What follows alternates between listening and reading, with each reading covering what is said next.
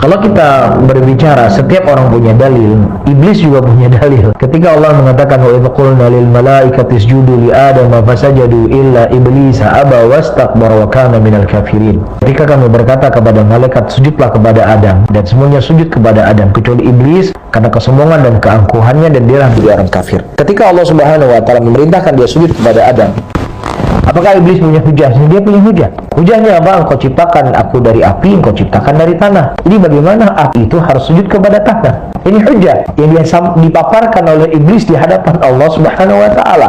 Nah, kalau seandainya setiap orang mengatakan, setiap orang punya dalil, maka tidak boleh saling mengingkari. Ya kalau gitu nggak boleh juga kamu mengingkari iblis nanti.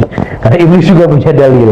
Ya, jadi kita harus melihat dalilnya itu sesuai tidak dengan jalan salaf ataukah tidak. Apakah sesuai dengan para ulama salaf berdalil ataukah tidak. Makanya saya sering menyampaikan, ucapan ini para hadirin dan hadirat akan dijadikan sebagai hujjah, dijadikan sebagai jalan oleh orang-orang liberal untuk mengharamkan apa yang Allah halalkan, untuk menghalalkan apa yang Allah haramkan. Setiap orang itu punya dalil, tidak boleh mengingkari. Disandra tokoh yang mengatakan jilbab tidak wajib, apakah dia punya dalil? Dia punya dalil.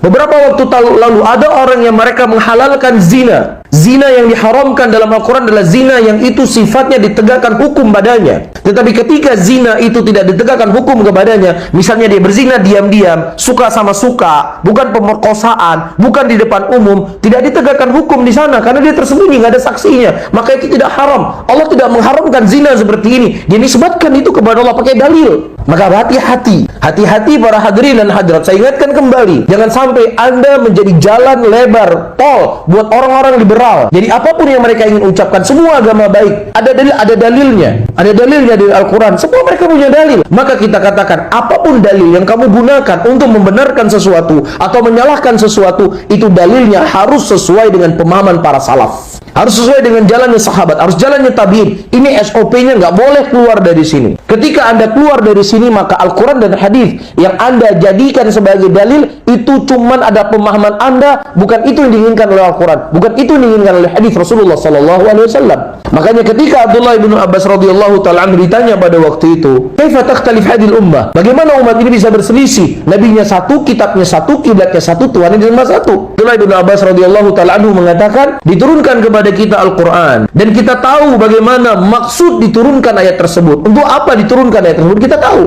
Kemudian datang orang-orang setelah kita yang mereka membaca Al-Quran seperti kita membaca Quran. Kemudian mereka menggunakan akal-akal dan logika-logika mereka dalam memahami Al-Quran tadi. Kemudian berselisihlah mereka. Ketika berselisih mereka saling mengklaim. Ketika mereka saling klaim, disitulah mereka saling bunuh-membunuh.